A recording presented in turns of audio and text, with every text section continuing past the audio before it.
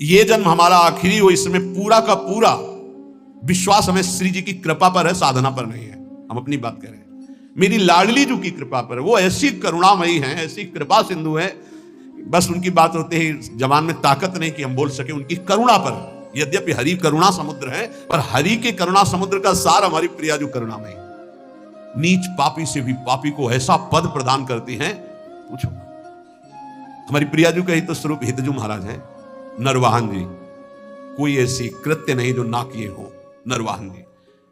घोर हिंसक स्वभाव, पूरा ब्रजमंडल थरथर कांपता था, राजा नरवाहन कहे जाते थे, और एक सेना थी इनकी पूरी। किसी को भी बंदी बना लेना, लूट लेना, मारना, यह स्वभाव।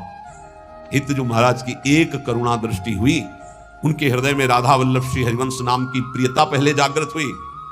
जे भी शरण में आए तो नरवाहन प्रभु निहार, लोचन भरी घोष नारी, नख सिख सौंदर्य काम दुख निकन।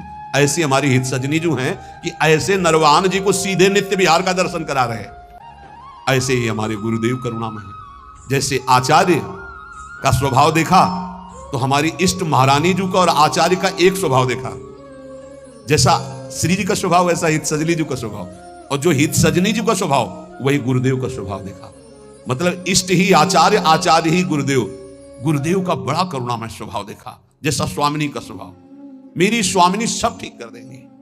आप लाखों कुछ दूर हो, हमारे प्रियाजू की शरण में हो। रोज वृंदावन का प्रार्थना है, अगर आपको वृंदावन दिव्य वास करना है, प्रियाजू की सेवा में जाना है, महासुख है श्यामा श्याम की सेवा करना, तो एक बात हमारी मान लेना, रोज वृंदावन की परिक्रमा करना मानसिक। एक बार परिक्रमा कर लो और अपने दिमाग में बैठा लो, रोज आकर के संत संग करना।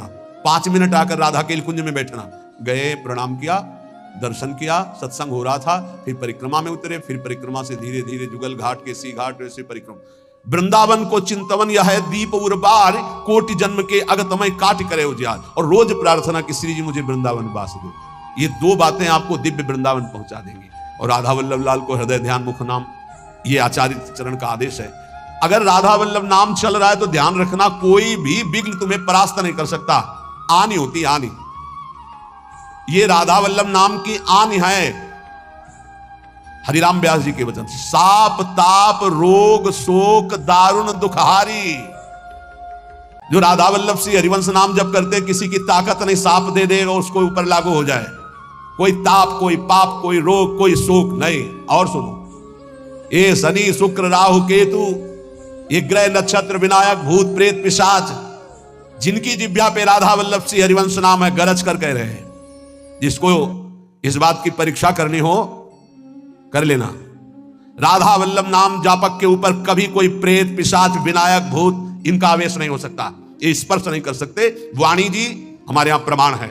सेवक जी महाराज कह रहे, राधा वल्लभ भजत भज भली भली सब होए, जिते विनायक शुभ अशुभ विघ्न करे नहीं कोई। विघ्न करे नहीं कोई, डरे कलिकाल। कलियुग डरता है राधा वल्लभ नाम जापक से। डरे कलिकाल कष्ट भय, हरे सकल संताप हरसि हरिनाम जपत जय। निरंतर नाम जप करते हुए हमें बिल्कुल निर्भय रहना है, किसी के जंतुर बंधवाने की कोशिश मत करना। कि राधा वल्लभ नाम जापक जो है, बोले कहां जा रहा है, बोले वहां जंतुर बंधवाने जा रहा है। भयभीत मत होना। अगर राधा वल्लभ नाम जप कर रहा है और इसके बाद कोई भी शुभ अशुभ विनायक स्पर्श कर रहा है तो उसका भ्रम है, उस शरीर का कोई विकारात्मक भाव है, किसी ताकत नहीं कि उसके अंदर प्रवेश कर सके। हम भूतों की जगह में रहे हैं, स्मशान में, गंगा किनारे विचरण के, तो स्मशाने में कभी कभी सोना हुआ है। राधे राधे, कोई परेशानी नहीं। भूत जानते हो किसके ऊपर चढ़ते हैं? अपने सजाती के ऊपर। भूत के ऊपर भूत चढ़ते हैं। सजाती कौन होते हैं? भूत कौन है? न नाम जपना, न भजन करना, जो मांस खाते हैं, शराब पीते हैं, व्यभिचार करते हैं, भूत कहते हैं हमारे सजाती है, हम इनसे मिलेंगे। नाम जापक के ऊपर कोई आक्रमण कर सके ऐसा, तो ये इसलिए कह रहे हैं कि कभी ऐसा एक प्रश्न आया था कि मान लो हमारे ऊपर कोई विपत्ति आवे, कोई संकट आवे, तो जैसे कहते हैं ना कि अगर महावीर जब नाम सुनावे भूत पिशाच निकट नहीं आवे, तो बोले फिर जैसे कभी ऐसा हो तो हम हनुमान जी हनुमान जी हनुमान जी ऐसे, या हनुमान चालीसा, तो निषेध नहीं है, वो भगवान के महाभागवत है, कोई इसमें निषेध। पर हम लोग अनन्य है प्रिया प्रीतम के, तो हनुमान जी महाराज दास हैं हरि के, वो हरि जहाँ माथा रखते हैं वो गोरे चरणारविंद है, और वहीं हमारा माथा रखा हुआ है, तो हम तो बोलेंगे जय प्रियाजू की। और फिर हमको बतावे कौन भूत प्रेत कहाँ कहाँ चढ़ जाए। या किसी को लगता हो कि राधा नाम जापक के ऊपर भूत चढ़ा सकते हैं तो भिजवाना हमारे पास। राधा वल्लभ कुंज कुटीर में भिजवा देना, यही भूत लगा दे, उसको भी श्री जी की सहचरी बना देंगे। हाँ, डरना नहीं, डरना नहीं। श्री जी के जन होकर कभी ऐसी बात मत कर लेना जिससे हमारी श्री जी से तुम्हें दूरी बनानी पड़े।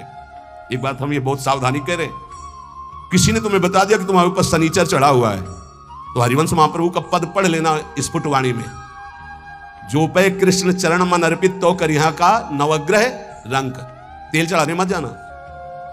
बोले अरे शनिचर कैसे उदान, अगर तुम तेल चढ़ाने गए तो शनिचर चढ़ जाएगा तुम्हारे ऊपर पक्का, क्योंकि तुम विमुख हो रहे हो अपने इष्ट से। और अगर इष्ट निष्ठा में रहे तो शनिचर तुम्हें प्रणाम करेगा और कहेगा 7.5 ही नहीं, हम अगर 14 में भी पहुंच जाएंगे तो तुम्हारा बाल बाका ले करेंगे, क्योंकि तुम प्रियालाल के शरणागत हो। और अगर भगवान के चरणों में मन नहीं लगा तो तुम कुछ कर लो, तुम्हारा अहित और अमंगल ही होगा।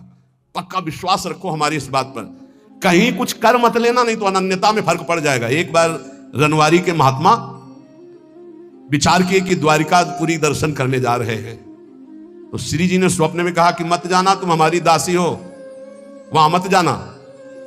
और उठे और विचार किया कि स्वप्न ही तो था, चले गए। वहां छाप लगती तप्त मुद्रा की, शंख चक्र आदि की, तो वैष्णव प्राय सौभाग्य होता है, लेकिन हमारा सौभाग्य नहीं होगा, हम प्रियादासी हैं। ये शंख चक्र की छाप हमारे लिए नहीं है, हरिदासों के लिए है, जो भगवत दासत्व दास भाव से है। वो लगवाए आ गए, और जो ही ध्यान, तो न श्री जी न लाल जी यहाँ के। अब बड़े विकल हुए, फिर स्वप्न में आवाज आई, श्री जी नहीं दिखाई दी, पहले में श्री जी भी दिखाई दी थी। आवाज आई कि बाबा अब तो तुम हमारी दासी नहीं रह गई, अब तो सत्यभामा की दासी रह गई, क्योंकि चक्र का आदि का चिन्ह लगवा के आ गए, अब तुम हमारे निकुंज में प्रवेश नहीं पाओगे।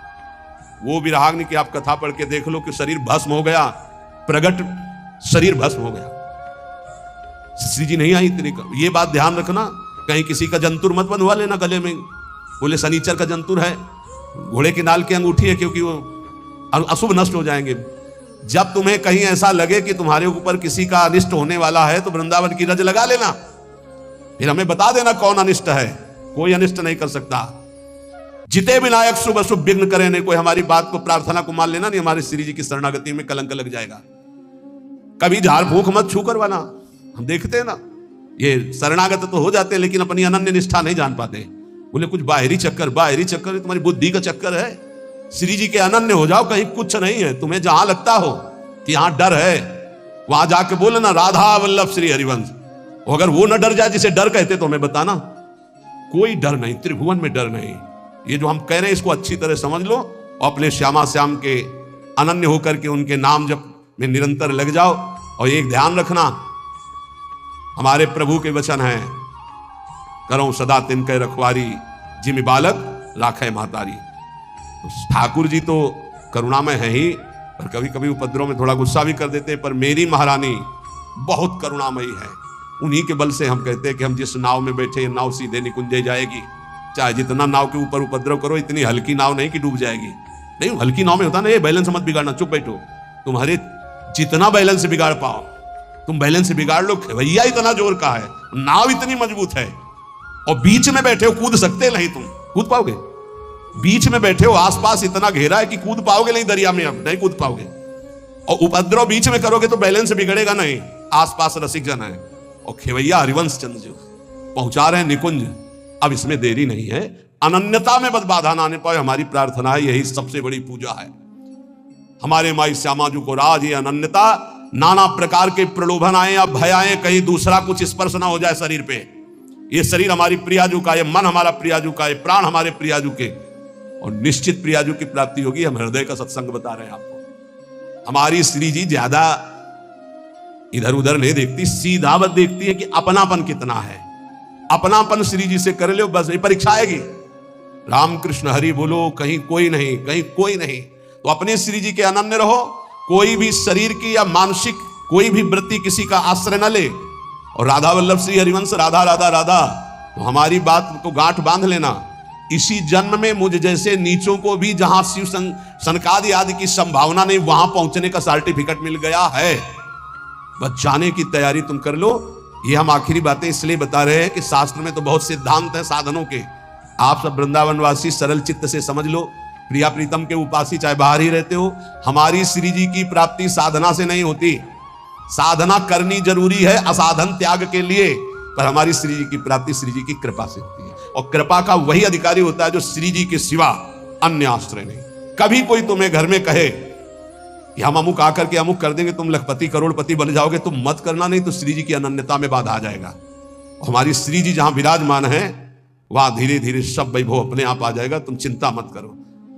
हरिवंश महाप्रभु के वचन याद रखना, इह परलोक सकल सुख पावत मेरी सो भैया कृष्ण गुण संचु। कृष्ण गुण, जहां कृष्ण की अधीनता हुई है, जहां कृष्ण लोगों का आकर्षण करने वाले हो, वहां जिनका आकर्षण हो रहा है। कृष्ण गुण कौन है? श्री जी। श्री जी का नाम जप करो, श्री जी का यश गाओ, श्री जी की चरण सेवा करो। भैया मैं कसम पूर्वक अपनी कसम दिला के कहता हूं, तुम्हें इस लोक और परलोक में सब सुख प्राप्त होंगे। बस मेरी लाडली, मेरी राधा किशोरी। हृदय की बात तुम सबसे इसीलिए कह रहा हूं, कलयुग है, साधना कठिन है, अनन्यता में आ जाओ तो जो करोड़ों साधनाओं से नहीं बनता हो अनन्यता से बन जाता है। अनन्यता हृदय से। महारानी जो हमारी हैं, आप चाहे नरक मिले या स्वर्ग, दुख मिले या सुख, गरीबी मिले या अमीरी, अपमान मिले या मान, इस शरीर में महारानी के चिन्ह के सिवा कुछ नहीं धारण करेंगे। महारानी की जय के सिवा कुछ नहीं बोलेंगे। ये नियम ले लो। कोई भी आवे, शिव सनकादि यहां राधा राधा बोलते हैं औरों की, तो बावर तो सब वैष्णव उन्हीं की जूठन है। परम वैष्णवाचार्य भगवान शंकर, पढ़ो ना कृपा कटाक्ष, राधा कृपा कटाक्ष। कोई भी तो हमारी निष्ठा ही उनका स्वागत है। राधा राधा राधा, हमारी निष्ठा हमारा ही परम पद, हमारी निष्ठा ही हमारा जीवन है। हम अपनी निष्ठा से तुम्हारा स्वागत। इधर अपने जीवन को इस तरह से बर्बाद करने से तो कोई लाभ मिलेगा नहीं। अगर हम अन्य प्रक्रियाओं को स्वीकार करते हैं तो वो सब निषेध ही हैं, वो हमारे जीवन को नष्ट ही करेंगी। तो हमें लगता है कि या तो पुरुष का वर्ण कर ले, किसी सदपुरुष का वर्ण कर ले और अपनी गृहस्थ धर्म से रहे, और या फिर उसको सहन करके ब्रह्मचारी बना रहे। ऐसा नहीं है कि हमारे अंदर जैसा आवेश आया, वेग आया, हम वैसे ही कर ले। फिर तो हम में और पशु में अंतर क्या रह गया? हम मनुष्य हैं। वेग आता है, राधा राधा राधा राधा, शांत भाव, कोई क्रिया नहीं करनी, कोई बस 2-4 दिन में शांत हो गए। अगर हम अभ्यास करें तो 2 मिनट में शांत हो जाए। ठीक तब होता है जब ज्ञान हो जाता है। तो खूब भजन करो, ब्रह्मचर्य से रहो, भगवान से रो, कोई इधर उधर की क्रियाएं मत करो। और आजकल जैसे व्यवहार हो रहे हैं कि आज इस पुरुष से कल उस पुरुष से, ये मतलब बहुत गंदी बात है और इससे दुर्गति प्राप्त हो जाएगी। इसमें धर्म नहीं है, बिल्कुल पाप ही पाप आचरण है। बहुत संभल के, बहुत सावधानी से कदम बढ़ाओ, जिंदगी कहीं खतरे में ना पड़ जाए। अगर ब्याह नहीं करना तो ब्रह्मचर्य से रहो, ब्याह करना है तो किसी अच्छे पुरुष का भगवान से प्रार्थना करके, देख समझ करके उसको तब, शरीर को तब देना चाहिए जब आजीवन के लिए व्यवहार हो जाए। शरीर को नहीं देना चाहिए। हम दोस्ती कर सकते हैं, व्यवहार कर सकते हैं, लेकिन व्यभिचार नहीं कर सकते। हम तब तक शरीर को नहीं देंगे जब तक आप हमारी परीक्षा में पास नहीं हो जाओगे। खूब देख समझ करके, सुनकर, और जब शरीर दे देंगे तो आजीवन के लिए दे देंगे। ये डिवोर्स फिवोर्स ये हमारे सनातन धर्म में नहीं है। हमारे धर्म में है, एक बार समर्पित का हाथ मिलाया तो आजीवन निर्वाह किया। पीछे डिवोर्स आदि के शब्द ही नहीं थे। तो हमें लगता है गंदे आचरण करके जीवन को व्यर्थ में क्यों बर्बाद किया जाए, बहुत संयम से रहा जाए। यही तो आवेश है, काम का आवेश, क्रोध का आवेश, लोभ का आवेश, अहंकार का आवेश, यही तो सब पाप कर्म कराने वाले हैं। इन्हीं को तो सहना है। राधा राधा ना सहन हो तो रोज श्री जी का नाम लेकर के। अपने पास जैसे बच्चा है, अब उसका कोई बल तो है नहीं, रो देगा माँ के लिए, तो माँ को दौड़ के आना पड़ेगा। तो हमारा बल क्या है? श्री जी है। तो हम जब हम विकल हो, कोई हमें आश्रय, तो हम गंदी क्रियाएं नहीं करेंगे, रो देंगे कि प्रभु आप देख लो। वो जहां रो दिया तो ऐसा संभाल देंगे कि आजीवन संभल जाओगे। बहुत अच्छे बच्चे हो, अपनी बात कह रहे हो तो इस बात को समझो। इधर उधर की चेष्टाओं में मत फंसना। पुरुष का वर्ण करो तो देख समझ के वर्ण करो। एक बार वर्ण करो तो आजीवन उसका वर्ण करो।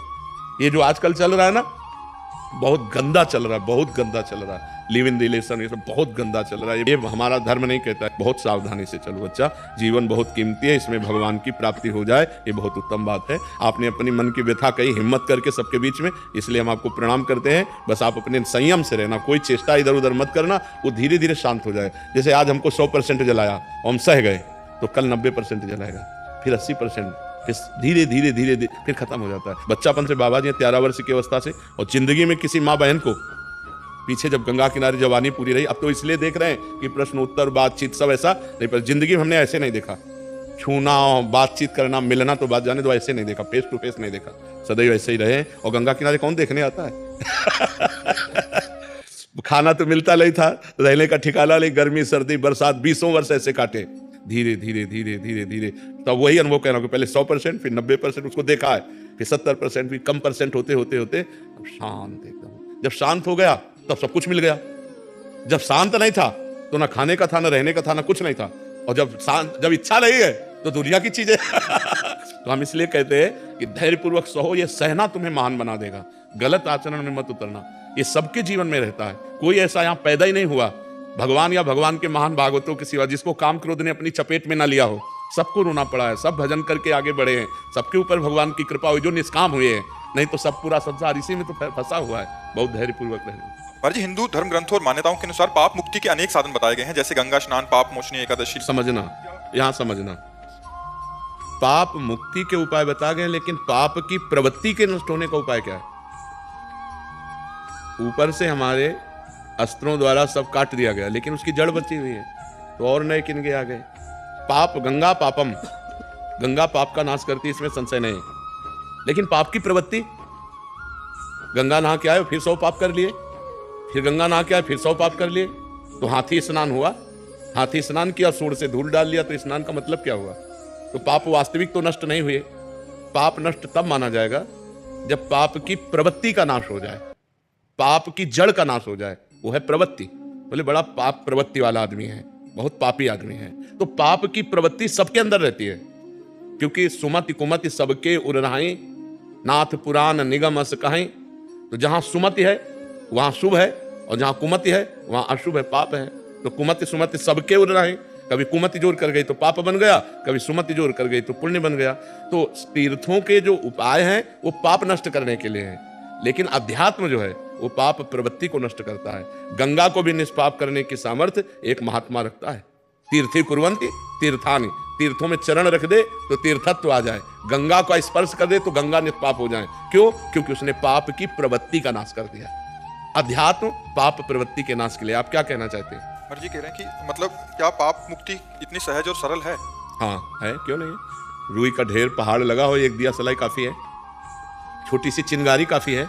आप कहोगे पहाड़ है और चिंगारी, तो लगा के देखो, एक चिंगारी डाल दो, रुई का पहाड़ भस्म हो जाएगा। पाप रुई जैसा है। पाप है क्या? भ्रम। पाप है क्या? असत। पाप है क्या? स्वाप्निक।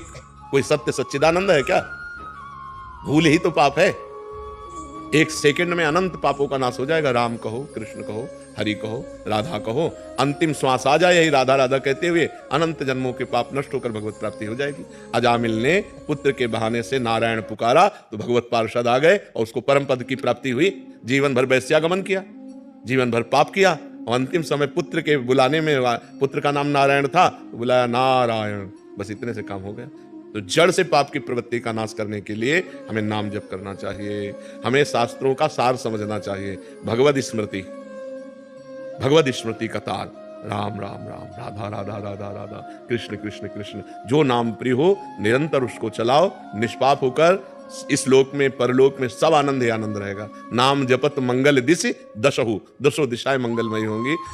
इस कलिकाल में और कोई साधन नहीं है, सच्ची मान लीजिए, एक ही साधन है, हरिर नामयु हरिर नामयु हरिर नामयु केवलम, कलौ नास्तेव नास्तेव नास्तेव गति अन्यथा। कलयुग में कोई और गति नहीं, और कोई गति नहीं, और कोई गति नहीं, केवल हरि का नाम है, भगवान का नाम है। जितना नाम जप करोगे उतना मंगल होगा, नाम जप नहीं करोगे तो मंगल नहीं होगा। अगर गंगा जी का सेवन करते हो और नाम जप नहीं करते हो तो पाप नहीं रोक सकते। तुम देख लो प्रवृत्ति कैसे नष्ट होगी। गंगा जी से पाप प्रवृत्ति नष्ट नहीं होती, पाप प्रवृत्ति नष्ट होती भगवान के सुमिरन से, जिनके चरणों से गंगा जी निकली। गंगा जी कौन है? भगवान का चरणामृत। गांगम वारी मनोहारी मुरारी चरणच्युतम त्रिपुरारि शिरश्चारी। जो गंगा जी हैं वो भगवान श्री हरि का चरणामृत है। वामन अवतार में जब भगवान ने अपना चरण बढ़ाया, ब्रह्मलोक गया, तो ब्रह्मलोक में ब्रह्मा जी ने जब चरण की अगवानी करके प्रक्षालन किया और अपने कमंडल में डाला, तो वही भागीरथी गंगा जी हुई। भगीरथ लाई इसलिए भागीरथी कहा गया। तो हमें चाहिए भगवान का नाम स्मरण करते हुए तीर्थ अवगाहन करें, या खेती किसानी करें, या व्यापार करें, या नौकरी करें, वो सब समान है। अगर हम धर्म से किसानी करते हैं, धर्म से व्यापार करते हैं और नाम जप करते हैं, तो बिना गंगा नहाए भी भगवत प्राप्ति हो जाएगी। और गंगा नहाते हैं, मनमानी आचरण करते हैं, पाप करते हैं, तो गंगा नहाते हुए भी आपको नरक जाना पड़ेगा। पक्की बात समझ लो।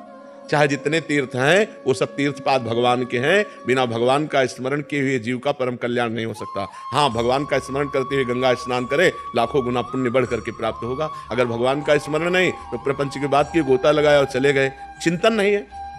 चिंतन का खास बात है, चिंतन की खास। देखो ये बड़े बड़ों से गलती होती है। नलकूबर मणिग्रीव कुबेर के पुत्र हैं। और देवगंगा अलकनंदा में मदिरा पान करके अप्सराओं के साथ नंगे खड़े थे। तभी देवर्षि नारद जी ने जब देखा तो बहुत गुस्सा आई और कहा, तुम कुबेर के पुत्र होकर इस तरह अभद्र व्यवहार करते हो, वृक्ष की तरह ऐसे खड़े, जाओ मैं तुम्हें साथ देता हूं, वृक्ष हो जाओ, वृक्ष योनि को प्राप्त हो। तो जब वो चरणों में गिरे तो उनका वृक्ष तो बनो पर नंदालय के बनो। तो वही यमलार्जुन के रूप में ब्रज में हमारे प्रकट हुए आकर के। तो जब भगवान श्री कृष्ण को ओखली बंधन लीला हुई तो वही ओखली घसीट कर दोनों वृक्षों के बीच में लगा के उखाड़ करके उनका उद्धार कर दिया। तो अगर भजन नहीं है तो कुबेर के पुत्र हैं, देवताओं में श्रेष्ठ कुबेर जी हैं, उनके पुत्र हैं, लेकिन कितना गलत काम कर रहे हैं। धनाध्यक्ष कुबेर के पुत्र होते हुए भी गंगा जी में नंगे खड़े होकर शराब पीकर अप्सराओं के साथ उद्दंडता, तभी तो देवर्षि नारद जी ने साफ दिया था। तो आप समझो कि अगर आप गंगा जी का सेवन करते हो तो आपके आचरण भी पवित्र होने चाहिए। एक गंगा जी की महिमा सुनी कि गंगा स्नान करने से 100 यज्ञों का फल मिलता है, तो वैश्यागमन करने लगे। तो जब उनसे कोई बात करता तो कहते 100 यज्ञों का फल मिलता है, रोज गंगा नहाता हूं, 1-2 यज्ञ का चला जाएगा वैश्यागमन से, लेकिन हमारे पास बहुत पुण्य है। तो गंगा जी एक दिन उसको ज्ञान देने के लिए बालिका के रूप में एक सफेद कपड़ा लेकर बार बार गंगा जल में डुबोती और फिर ऐसे बालू में गंदा कर देती, फिर गंगा जल में डुबोती। वो स्नान करने के लिए गए तो उन्होंने देखा, कहा, ए लड़की, जब तुझे गंदा करना है तो साफ क्यों करती है, और जो साफ करना है तो गंदा क्यों करती है। तो उस समय कपड़ा गंदा ही था। तो उनका, देख तेरी दुर्दशा यही है, जब तू वैश्यागमन करता है तो गंगा स्नान क्यों करता है, और जब गंगा स्नान करता है तो वैश्यागमन क्यों, तेरी दुर्गति होगी। जैसे कपड़ा इस समय गंदा ही है ऐसे तेरी दुर्गति होगी, तू नरक को प्राप्त होगा। ये मत सोच कि तू ये गंगा स्नान का फल प्राप्त करेगा, 100 यज्ञकर्ता का फल, और 1-2 यज्ञ का फल चला जाए, तू नरक जाएगा, क्योंकि तू पाप कर रहा है। तो गंगा स्नान का मतलब है आपकी बुद्धि शुद्ध हो, आपकी पाप प्रवृत्ति नष्ट हो, आपका भगवत स्मरण बने, आपके गलत आचरण रुके, तभी इन तीर्थों के अवगान का फल। ये लोग तीर्थों में जाते हैं, तीर्थों का आनंद लेने थोड़ी जाते हैं, मनोरंजन करने जाते हैं। तीर्थ कैसे जाया जाता है, उपवास करके रहा जाता है 1-2 दिन, बहुत नम्र दैन्य नाम जप पवित्र। अब यहाँ होटल बुक करवा के धामों में और बेविचार करते हैं, मदिरा पीते हैं, मनमानी आते, तो ये तीर्थ अवगान थोड़ी हुआ, ये तो घोर पाप हो गया जो घोर नरकों में ले जाने वाला है। आजकल हरिद्वार, काशी, वृंदावन लोग भाव से तो 2-4 आते होंगे, नहीं तो मनोरंजन करने आते हैं और गंगा किनारे बैठ करके अपनी मनमानी आचरण करते हैं, खान पान बेविचार नाना प्रकार। तो इससे क्या होगा, और पाप दृढ़ हो गया, घोर दुर्गति होगी। तो जब तक पाप की प्रवृत्ति का नाश ना हो तब तक तीर्थों के अवगाहन का कोई फल नहीं मिला। इसीलिए भगवान ने कहा है, जो तुम्हारा प्रश्न बहुत सावधानी से सुनना, व्रतांसि यज्ञ छन्दांसि तीर्था नियमा यमा यथा वरुंधेत सत्संगा सर्वसंगोपहैमाम। मेरे को वश में करने के लिए तीर्थ अवगाहन, व्रत, नियम, धर्म, ये सब नहीं, एक ही बात है, महापुरुषों का संग। क्योंकि संत संग से प्रवृत्ति जो हमारी गलत है वो त्याग हो जाती है, पाप की प्रवृत्ति का नाश। अब आप एकादशी रहते हो, मनमानी आचरण करते हैं तो आपकी दुर्गति होगी। आप तीर्थ याटन करते हैं, आप गृहस्थ धर्म का पालन करते हैं, आप और भी सब, लेकिन मनमानी आचरण करते हैं, पाप करते हैं, तो आपकी दुर्गति होगी। तो सत्संग के द्वारा बुद्धि का भगवान में लग जाना, इससे बड़ा कोई फल नहीं है। भगवान शंकर जी कहते हैं, उमा संत समागम समन लाभ कछुआन। क्यों? क्योंकि उससे हमारी बुद्धि का परिवर्तन होता है। हजारों लोग ऐसे हैं जो आकर के बताते हैं कि मुझे 1 साल हो गया, 2 साल हो गया, सब गंदे आचरण छोड़ दिए और नाम जप करता हूं, आज आपके दर्शन हुए। तो वाणी सत्संग की सुधार पहले कर दिया और मिलाया बाद में आकर के। तो सब तीर्थों के अवगाहन का फल, सब धर्म के कर्म का फल एक ही है कि आपकी पाप प्रवृत्ति नष्ट हो जाए, आपसे पाप आचरण होना बंद हो जाए, तो बात ठीक रहे। नहीं तो क्या फायदा, सब कर रहे हैं और फिर वही पाप आचरण कर रहे हैं, तो उससे कोई लाभ नहीं मिला।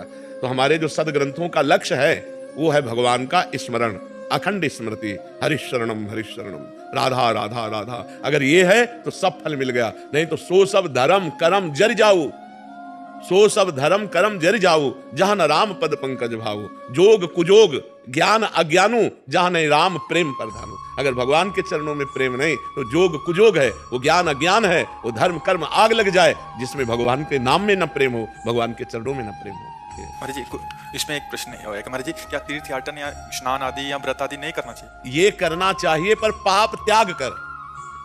हम आज जा रहे हैं, पापी पुरुष हैं, गंगा स्नान के निष्पाप हो जाएंगे, लेकिन हमें आगे पाप नहीं करना, ये नियम लेना चाहिए। हम हरिद्वार जा रहे हैं तो नियम लेना चाहिए, आज से हम पाप नहीं करेंगे। अगर आप हरिद्वार जा रहे हैं, गंगा स्नान कर रहे हैं, अपने पाप आचरण नहीं रोक रहे, तो आपको लाभ क्या मिला गंगा स्नान का? आपको वहां जाने का फल क्या मिला? वैसे ही कि वैसे गंदे तो बने हो, वही गंदे आचरण कर रहे हो। लाभ तो जब आपका परिवर्तन हो। इसीलिए सर्वश्रेष्ठ स्नान सत्संग है। अगर सत्संग रूपी गंगा में गोते लगा लिए, ज्ञान गंगा में गोते लगा लिए, तो फिर आप निष्पाप हो गए, पाप की प्रवृत्ति का नाश हो जाता है। इसलिए तीर्थों का जाना मना नहीं है, लेकिन तीर्थों में मनमानी करना मना है। आप तीर्थों में आज जैसे जाते हो ऐसे नहीं, होटल बुक कर लिया और मनमानी आचरण करो, ऐसे नहीं तीर्थों में जाया जाता। नम्र, दैन्य, व्रत, उपवास, भजन, साधना, त्याग, तपस्या, दान, पुण्य, ये सब करने के लिए तीर्थों में जाया जाता है और नियम लिया जाता है। तो बोले भाई देखो अब हम बद्रीनारायण हुआ है, अब हमसे झूठ तो नहीं बोला जाएगा।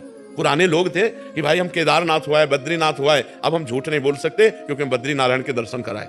लोग पहले नियम, देखो हम गंगा नहा के आ रहे हैं, हम झूठ नहीं बोल सकते, हम पाप नहीं कर सकते अब क्योंकि हमने गंगा स्नान कर लिया। ये है तीर्थों के फल का, अवगाहन का फल है हमारे आचरण सुधर जाए, हमारा चिंतन सुधर जाए। नहीं तो फायदा क्या हुआ, हमें बताओ, फायदा क्या हुआ? आप गंगा नहा के आए फिर वही पाप कर रहे हैं, तो फायदा क्या हुआ? गंगा स्नान का लाभ क्या मिला? गंगा स्नान का मतलब क्या हुआ? वो तो पानी में तुमने गोते लगाया, गंगा स्नान कहाँ किया? अगर गंगा स्नान किए होते तो तुम्हारी भावना बदल जाती कि मैं गंगा जी का सेवन करके आ रहा हूँ, आज के बाद कोई पाप नहीं करूंगा, आज के बाद कोई गंदी बात नहीं करूंगा। वही जीवन सबके बदल गए। देखो यहाँ धाम आए हो भगवान के, जहाँ करोड़ों गंगा जी समानता नहीं कर सकती, क्योंकि जिनके चरणों से गंगा जी निकली वो स्वयं यहाँ प्रकट हुए, यहाँ खेले, यहाँ उनकी चरण रज, यहाँ उनका संपूर्ण जीवन भगवान का, बाल लीला तो भगवान की यही संपूर्ण हुई ना, भगवान का वृंदावन धाम है। यहाँ आकर कितना लाभ लोग लेते हैं। बिहारी जी तो ऐसे कर गए, उनके चिंतन में चल रहा है ये खाए वो खाए वो खाए, धाम का आनंद ले रहे हैं क्या? यमुना किनारे बैठ करके 1 घंटा नाम कीर्तन किया, बिहारी जी के लिए रो रहे हैं, बिहारी जी का नाम जप कर रहे हैं। एक दिन आकर उपवास किया, पूरे धाम की परिक्रमा की लोटे रज में और खूब भगवान का नाम जप कर, ये सब लाभ है। ये कहाँ लाभ ले रहे हैं? और पहले यहाँ लोग आते थे तो कपड़े उतार करके ऊपर के और फिर लोटते थे रज में, क्योंकि हमारे शरीर में ब्रजरज लगे, हमारा जीवन पावन हो। यहाँ का क्या चरित्र है, ये भगवान का परम पावन धाम। तो कितने लाभ ले जाते हैं, नुकसान ज्यादा कर जाते हैं। अब मसाला खाए चल रहे हैं, परिक्रमा मार्ग में थूक दिया, अब कोई भजनानंदी महात्मा जा रहा है, भजन करते, उसका पैर पड़ा, तुम्हारे सारे पुण्य नष्ट हो गए। आप चाट पकौड़ी खाए, दोना फेंक दिए, कोई भजनानंदी वैष्णव और उसका जूठा तुम्हारा दोना उसके पैर में लगा, तुम्हारे पुण्य नष्ट हो गए। अब ये कौन जानता है? तो धाम आए तो बहुत पवित्रता, पर तीर्थों में जाए बहुत सौभाग्य।